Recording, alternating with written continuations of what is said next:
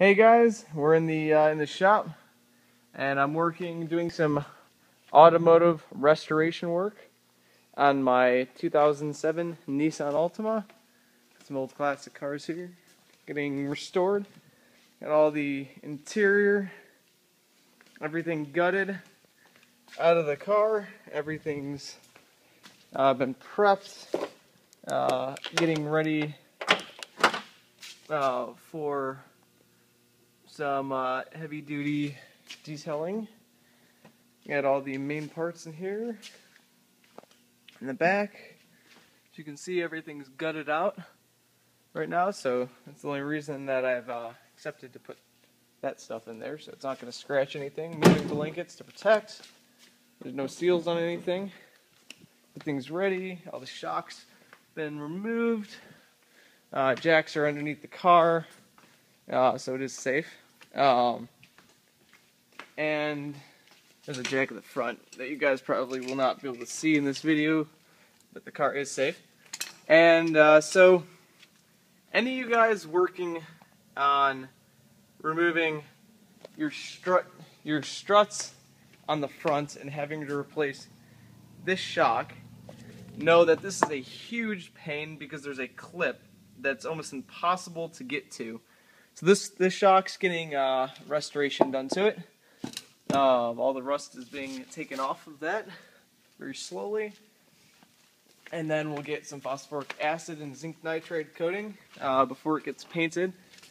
But on this clip, so I'm going to show you a little quick tip that's going to help you a lot on removing this.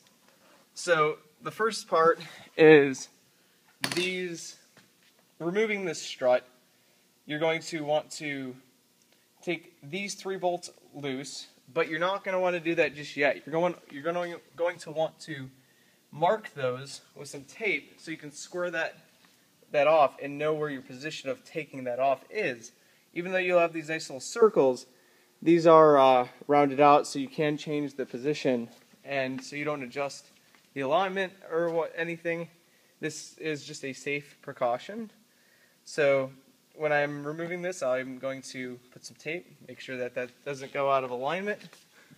When checking this, also make sure that this area around in rubber is not cracked. That might be, if you're getting a rough ride, it's probably going bad.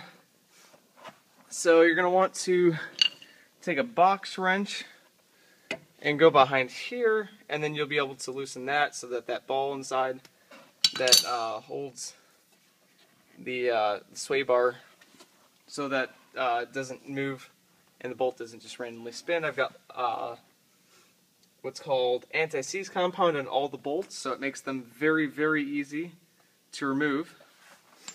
You'll remove these 2 bolts, remove your ABS line. You can completely detach it. I've got a stainless steel bolt on that side. Yours will have a steel bolt. And then you'll want to remove this brake clip line right here, which is what a lot of people run into trouble with. And you'll see right underneath there that it kind of looks like that needs to get pushed down. That little pin right there, like it needs to be pushed down and straight out. And it doesn't need to. It's kind of confusing when you're looking at it, because there is this spring-loaded clip that you kind of don't know what to do with, and it's very hard to get off.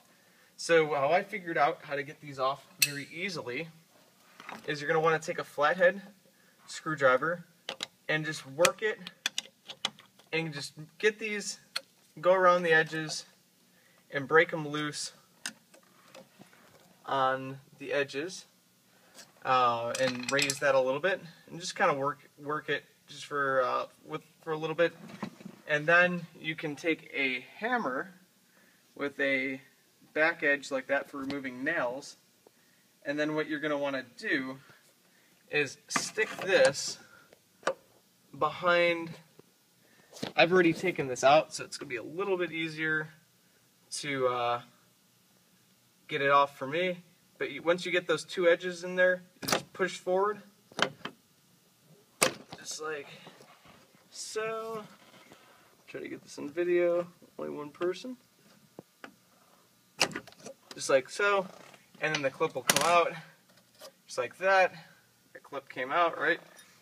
And then, when you want to install it, simply just put this back.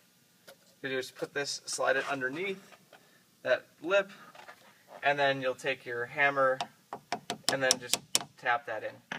But we're taking that out, so once you take that out, just push forward a little bit so it releases that, and then you easily, so you push it forward and then just slip that through over the rubber. That's out, and then once you got the bolts out, the shock tower will not shoot down and kill you. Do not remove that bolt up top because that will be very dangerous. And but once you remove these last two bolts and this bolt, the last two nuts and bolts, and then you remove those top bolts up here, those three, this one, and that one, the whole shock tower will come down along with that sway bar bolt. You'll just pull this out of the way just like so, and then you'll have access to this shock coming out really easily with no problem. If you have any questions or comments on this video, please feel free to ask. Please subscribe, and have fun doing your automotive and car work. Have a great day, you guys. Bye.